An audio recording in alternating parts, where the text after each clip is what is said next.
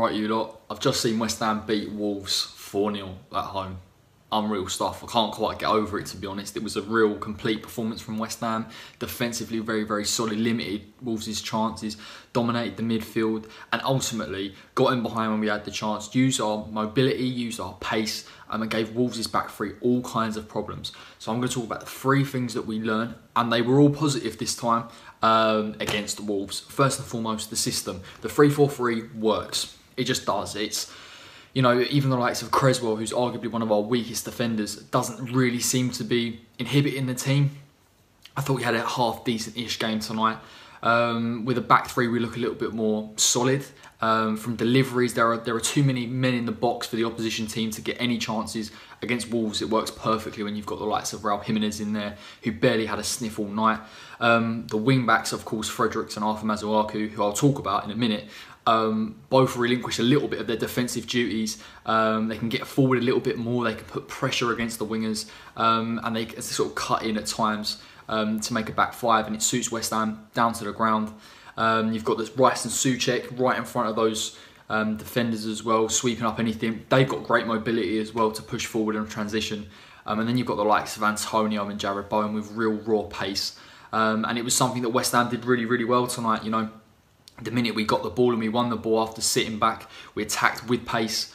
We got in behind, we stretched their defences. And even though it seemed like we weren't dominating the game and we didn't have the ball too many times, when we had our chances, we took them. And that was the difference between against Arsenal. So again, I'd love to see West Ham maintain this system going forward. It gets the best out of the players that we've got. And it also means defensively we're a little bit more robust. Secondly, King Arthur. Now, I've been a massive critic of him defensively, but over the past two games, he really has shown his quality. I thought tonight he was fantastic. He dealt with Adama Traore so well, other than maybe the first 10 to 15 minutes where Adama got in behind. But he is a very, very difficult player to manage.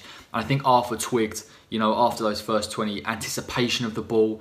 He didn't get beaten by Adama Traore thereafter. You know, Adama went off after 60 minutes, and he's one of their main outlets in terms of crosses into the box, and we took that delivery away through a really solid defensive display. I'd also say that going forward, albeit tonight he didn't really have too many chances to get forward. We saw when he did get forward, that fantastic delivery to Sebastian Haller for the fourth. He's a real key player going forward in this system, and I think we've overlooked him because he isn't a left back, but he is a wing back and he has got quality. His dribbling's very good. I think physically he's quite strong as well. Obviously there are defensive lapses, but I think when he's got that back three behind him, Rice and Soucek sitting, it gives him license. You know, it gives him the ability to concentrate on his game.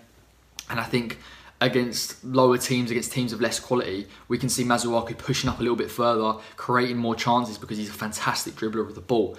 The final point, the final positive, is the ability to create chances. You know, against Newcastle, we lacked absolute creativity. You know, against a team that was organised, we didn't try and get in behind. Our 4-3-3 didn't really suit us.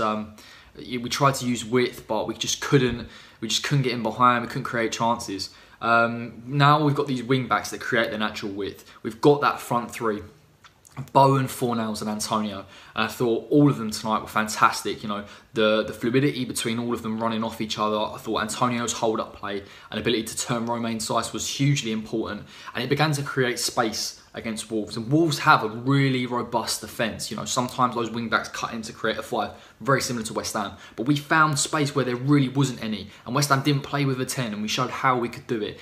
And ultimately, that's what we need to do as a team. Against Leicester, we're not going to have those same type of chances. I reckon we'll be pinned back for large periods of the game because of their wing-backs will push even further forward than Wolves is. But what it shows us is West Ham need to attack with numbers, you know, need to attack with pace and work off one another. You know, in this system, will we create too many chances? Probably not. But tonight showed actually, if we're able to get the ball forward quick enough, we can create space for ourselves. We can get shots off on goal. We can get rebounds. You've got the likes of Tomas Soucek bombing on as well. I can't remember if he got a goal, if someone said it was an own goal, but he pushed on tonight and created more chances.